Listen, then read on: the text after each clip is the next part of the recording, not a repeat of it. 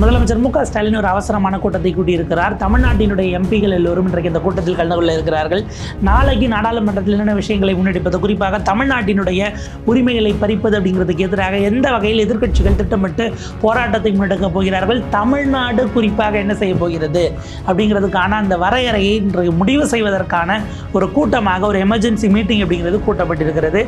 India முழுக்க இருந்து பல்வேறு குரல்கள், குறிப்பாக மோடி அரசு கொண்டு வரும் அவசர டீலிமிட்டேஷனுக்கு எதிராக சிதம்பரம் அவர்களிருந்து, அகிலேஷ் யாதவ்லேருந்து, ஜெயராம் ரமேஷ்லேருந்து, அதே போல் மஹுவா மைத்ராலேருந்து பலதரப்பட்ட முகங்களாக இருக்கிறது. முதலமைச்சர்கள் தென்னிந்தியாவில் அவங்கெல்லாமும் கூட அடுத்தடுத்து குரல்கள், சித்தராமையா ஆகட்டும், ரேவந்த் ஆகட்டும், பினராயி விஜயன் ஆகட்டும், எல்லோரும் ஒன்று திரண்டு இருக்கிறார்கள். என்ன நடக்கப் போகிறது, மோடி அரசினுடைய இந்த தீர்க்கமான பொய்களை நாம் எப்படி பார்க்க வேண்டியிருக்கிறது, எதுக்கு இவ்வளவு பொய் சொல்கிறீங்க அப்படின்ட்டு மோடி அரசை நோக்கியும் இப்போது அடுக்கடுக்கான கேள்விகள்.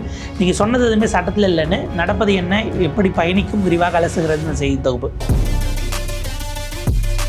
மோடி எதுக்கு இவ்வளவு பொய் சொன்னார், அதில் ஒரு உண்மையை கூட இந்த சட்டம் காட்டலையே அப்படின்னு நேற்றிலிருந்து விவாதம். டீலிமிட்டேஷன் ஒன்று கொண்டு வர போகிறாங்க, 850 எம்பிக்களாக மாற்ற போகிறார்கள். தமிழ்நாட்டுக்கான எம்பிக்கள் குறைய போகிறதுன்னா என்ன, எல்லாருக்கும் ஏற்றணும், ஆனால் சமமாக ஏற்றலை. உங்களோடது ஏறும், ஆனால் நீங்கள் மத்திய பிரதேச அளவுக்கு, உத்தரப்பிரதேச அளவுக்கு அப்படியெல்லாம் ஏறாதுங்கிறது தான் நேற்றிலிருந்து விவாத பொருள். இதை எப்படி அவங்களுடைய நோக்கத்தை பாருங்களேன். நீங்கள் டீலிமிட்டேஷன்னா எல்லாருக்கும் நாங்கள் பாப்புலேஷன் படி அப்படின்னோம். ஆரம்பத்தில் என்ன சொல்லப்பட்டது, 1971 சென்சஸ் அப்படிங்கிறது 30 ஆண்டுகளுக்கு ஃப்ரீஸ் பண்ணப்பட்டு, அப்புறம் ஒரு 25 ஆண்டுகளுக்கு ஃப்ரீஸ் பண்ணப்பட்டு, பிறகு ஒரு 25 ஆண்டுகள் அப்படிங்கிற அந்த விஷயத்தை ஏற்கனவே வாங்கி வச்சுருந்தாங்க மாநில கட்சிகள். ரொம்ப குறிப்பாக இந்திரா காந்தி அவங்க கொண்டு வந்த குடும்ப கட்டுப்பாடு, அதை அமல்படுத்தியதற்காக நாங்கள் பாதிக்கப்படணுமாங்கிற அந்த விவாதம் எல்லாம் போய் ஃப்ரீசிங் இருந்தது. மோடி அரசு நேற்றைக்கு சட்ட திருத்தத்தை வெளியிட்டிருக்கிறது. எவ்வளோ மோசமான ஒரு சட்டத்தை பாபா சாஹேப் அம்பேத்கர் அவர்களுடைய பிறந்த நாளில் வெளியிட்டிருக்கிறாங்க அப்படிங்கிற மாதிரியான பதிவுகளையும் பார்க்க முடிந்தது. அவங்க என்ன சொல்கிறாங்க, 2 விஷயம். முதல்ல காலி, இந்த பிரதமர் திரும்ப திரும்ப சொன்னார் இல்லையா, யாருக்கும் குறையாது. அப்புறம் சில தலைவர்கள், அமித்ஷா போன்றவர்கள்லாம் வந்து பேசும்போது எல்லாருக்கும் 50% ஏற்ற போகிறோம், ரைட்டு, யாருக்கும் குறையாது. பாப்புலேஷன் இது 1971 அப்படின்னா அதுவும் கிடையாது அப்படின்னு இந்த 3 ப்ராமிசஸுமே நேற்றைக்கு அந்த சட்ட முன்வரைவில் உடைத்து நொறுக்கப்பட்டிருக்கிறது. இந்த 3 ப்ராமிஸும் மீறப்பட்டிருக்கு. என்ன சொல்கிறாங்க, லேட்டஸ்ட் சென்சஸின் படி, அதுவும் எது சென்சஸ் அப்படிங்கிறத நாடாளுமன்றம் முடிவு செய்யுங்கிறாங்க. 1971 தான் என்கிற வரையறைக்கான இதை அதை கொடுக்கல. ஒன்று அப்படின்னா அந்த ஃப்ரீசிங் உடஞ்சிருச்சு. 1. 2வது, இந்த 50% ஏற்றுவோம் 50% ஏற்றுவோம், அது எதுவுமே அதில் இல்லை. மக்களவையினுடைய எண்ணிக்கை அதை நாங்கள் வந்து பார்த்திங்கன்னா 850ஆக உயர்த்த போகிறோம். அதில் 815 அப்படிங்கிறது மாநிலங்களிலிருந்தும் 35 யூனியன் பிரதேசங்களிலிருந்தும் வரும் என்று அவர்கள் மேலோட்டமாக அதை சொல்லியிருக்கிறார்கள். எனவே மோடி கவர்மெண்ட்டினுடைய இதுவரை அவர்கள் சொல்லி கொண்டிருந்தது யாருக்கும் லாஸ் வராது, நாங்கள் பார்த்துக்கிறோம், இது அத்தனையும் இப்போது உடைந்து நொறுக்கி இருக்கிறது. அவர்களுக்கு மிகப்பெரிய அதிபயங்கரமான திட்டம் தென்னிந்திய மாநிலங்களுக்கு எதிரானது என்பது தெள்ள தெளிவாக இருக்கிறது. தென் தமிழ்நாட்டில் இல்லை தென்னகத்தில், குறிப்பாக தமிழ்நாடு உள்ளிட்ட மற்ற இடங்களில் தென்றலாக இருப்பதை புயலாக மாற்ற வேண்டாம்னு ஏற்கனவே முதலமைச்சர் எச்சரித்திருந்தார். அதை மீறி இப்போ அவங்க ப்ரப்போசலை கொண்டு வந்த பிறகு தான் கடுமையான விமர்சனங்கள். இன்றைக்கு காலை, ஏன்னா இதை திரும்ப எடப்பாடி பழனிசாமி அவர்கள் இதை வரவேற்கிறார். ஸ்டாலின் அவர்களுக்கு இதில் மனசு இல்லை, பெண்களுக்கு இடஒதுக்கீடு கிடைக்கிறதுங்கிறது ஒரு வரலாற்று நிகழ்வு தானே, எதற்கு எடப்பாடி பழனிசாமி அப்படின்னு எடப்பாடி பழனிசாமி அவர்கள் ஏன் ஸ்டாலின் அவர்கள் இதில் வருத்தப்படுறாரு அப்படிங்கிற விஷயத்தை கேள்வியாக எழுப்புகிறார். இது தமிழ்நாட்டில் திமுக, அதிமுக, காங்கிரஸ், பாஜக, விசிக, சிபிஐ, சிபிஎம், பாட்டாளி மக்கள் கட்சி, அமமுக, இது எதுவாகவும் இருக்கக்கூடாது. இந்த சண்டைக்கான நேரம் இது அல்ல.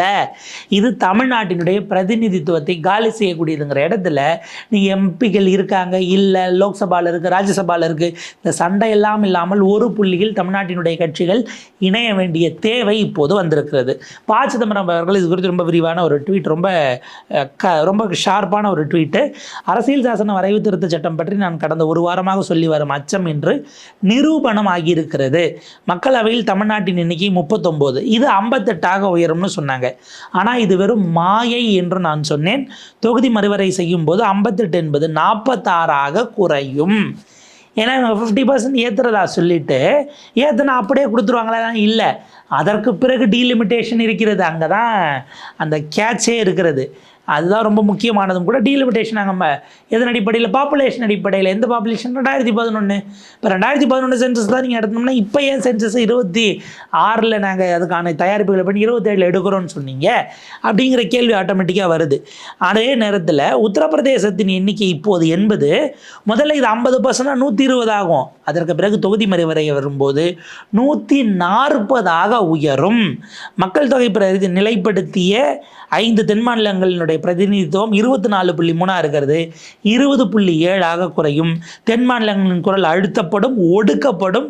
அரசியல் சாசன வரைவு திருத்த சட்டத்தை ஒற்றுமையாக எதிர்த்து தோற்கடிக்க வேண்டும் அப்படின்னு இந்த ஒரு அபாயத்தை எச்சரிக்கை மணியாக மேனாள் உள்துறை அமைச்சர், ஒன்றிய உள்துறை அமைச்சர் திரு ப. சிதம்பரம் அவர்கள் பதிவு பண்ணியிருக்கிறாங்க. நீங்கள் யோசிங்க, இப்போ நமக்கும் அவங்களுக்கும் உள்ள டிஃப்ரென்ஸ், நமக்கும் அவங்களுக்கும் எவ்வளோ இருக்குன்னா, நமக்கு 39, உத்தரப்பிரதேசத்துக்கு 80ன்னு வச்சுக்கோங்களேன். ஒரு 41 சீட்டு கூட இருக்காங்க.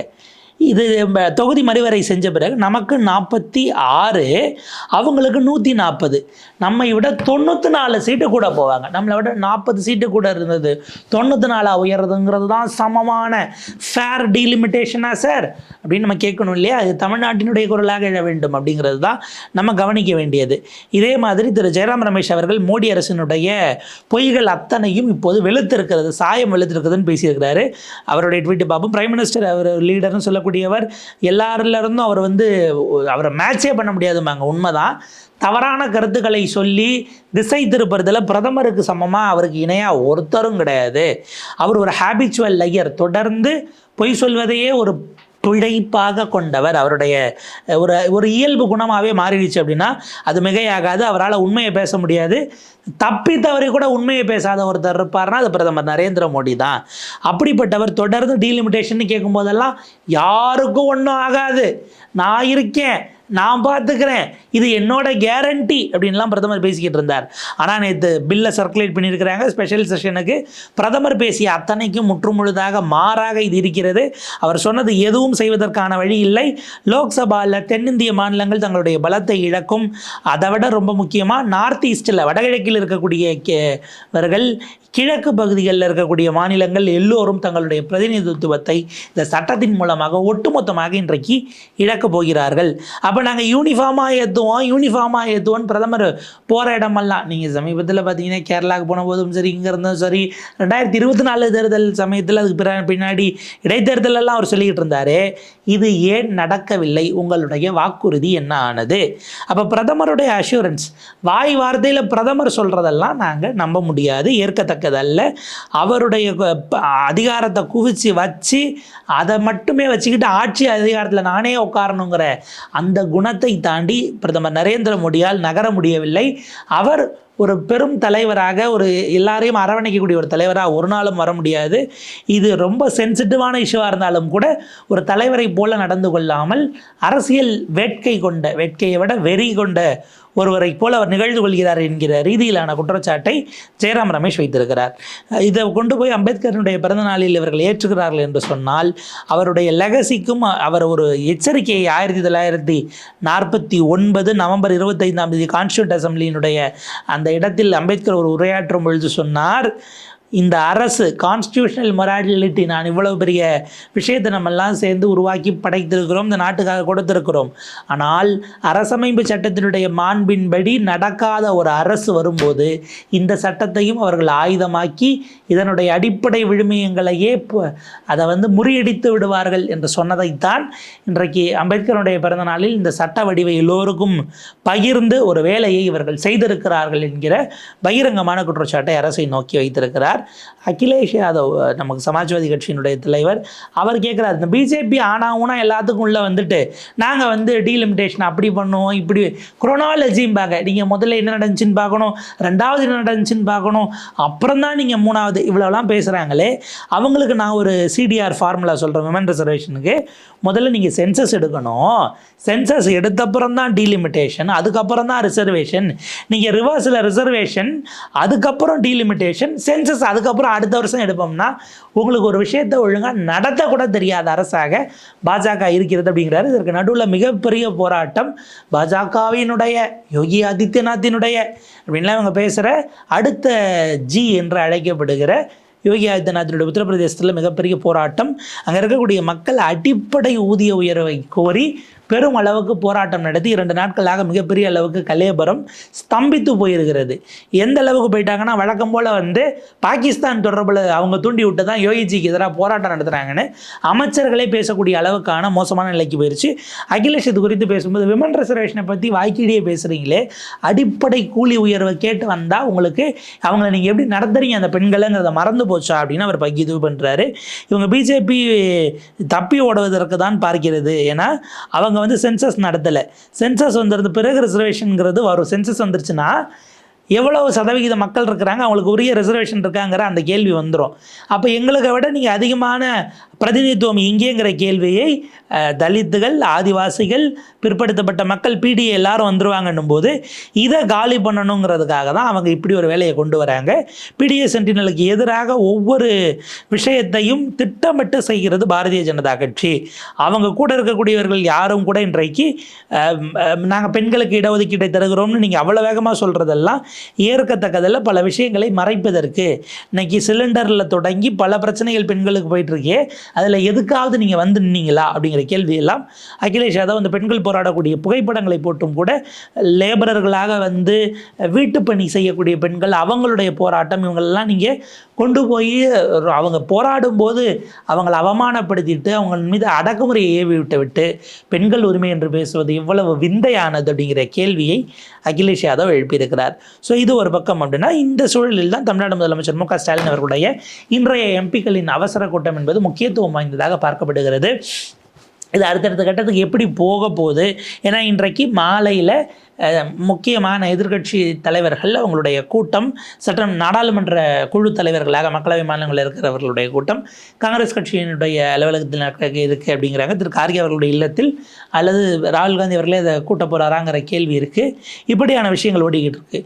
இதில் என்னென்னா ரொம்ப தெளிவாக பலரும் கேட்கக்கூடியது, சார் நீங்கள் விமனுக்கு கொடுக்கணும்னு முடிவு பண்ணிட்டீங்கல்ல, இருக்கிற 543ல் 33% பெண்கள், அதை 3ஆல் வகுத்துட்டு இப்போவே வரலாம்னா ஏன் உங்களுக்கு அது வலிக்குது? ஏன்னா இப்போ இருக்கிற அரசியல்வாதிகள் அங்கே முழுக்க ஆண்களாக உட்காந்துருக்கிறீங்க. உங்கள் வீட்டை சேர்ந்த பெண்களுக்கே கூட கொடுப்பதற்கு நீங்கள் ஒப்புக்கொள்ள மாட்டீங்க என்பதனால சீட்டை ஏற்றி அதில் புதுசாக உருவாக்குறதில் சில தொகுதிகளை கொடுத்துருவோம் என்கிற இடத்தில் இது என்னமோ இவங்க திட்டமிட்டு உரிமைக்காக வந்தது அப்படிங்கிறதெல்லாம் கிடையாது என்பதை தான் நாம் இதிலிருந்து பார்க்க வேண்டியிருக்கிறது. ஒரு சிலர் ரொம்ப இதாக கேட்குறாங்க, ஏங்க டீலிமிட்டேஷன் பிஜேபி இப்படி ஒன்று கொண்டு வந்துச்சுன்னா அவங்களுக்கு 2/3 மெஜாரிட்டி கிடையாதுன்னு இங்கே 2/3 பங்கு ஆதரவு, 3/2 பங்கு ஆதரவு அவங்களுக்கு இல்லை. ஆனால் சில கட்சிகள் வாக்கெடுப்பிலிருந்து கலந்து கொள்ளாமல் வெளிநடப்பு செய்தால் அது 2/3 கொண்டு வருவதை நோக்கி ஒருவேளை நகர வாய்ப்பு இருக்கிறது. அந்த வேலையை இந்தியா கூட்டணி ஒருமித்த குரலில் செய்யணும். வேறு சிலர் கேட்குறாங்க, கோர்ட்டுக்கு போய் நீங்கள் போராட வேண்டியதுதானேன்னு. அடிப்படையில் இந்திய அரசமைப்பு சட்டம் தெளிவாக இருக்கிறது. தொகுதி மறுவரையறை, நாடாளுமன்றத்தினுடைய எண்ணிக்கையை உயர்த்தது குறைப்பது தொடர்பாக நீதிமன்றங்கள் தலையிட முடியாது என த constitution is well within the limits of court interference in the matter of delimitation. அது தெளிவாக அவர்களுடைய அதிகாரம் நம்ம வேணால் அதை பார்க்கலாம். ஆங்க்ரி பேர்ட் அப்படிங்கிற பெயரில் ட்விட்டர் ஹேண்டலில் இயங்கக்கூடியவர் அந்த ஆவணங்களையும் எடுத்து பொது வழியில் பகிர்ந்திருக்கிறார். The validity of any law relating to the delimitation article 329 election தொடர்பான விஷயத்தில் இருக்கிறது. அதில் ஆர்டிகளுக்கான டைட்டிலே bar to interference by court in electoral matters, தேர்தல் தொடர்பான விவகாரங்களில் நீதிமன்றம் தலையிடுவதற்கான ஒரு தடுப்பு அப்படிங்கிறது தான். எந்த சட்டமாக இருந்தாலும் சரி, டீலிமிட்டேஷன் தொடர்பாக, சீட் அலாட்மெண்ட் தொடர்பாக ஆர்டிகல் 327 328 படி நடக்கக்கூடியது எதையும் shell not be called in question in any court.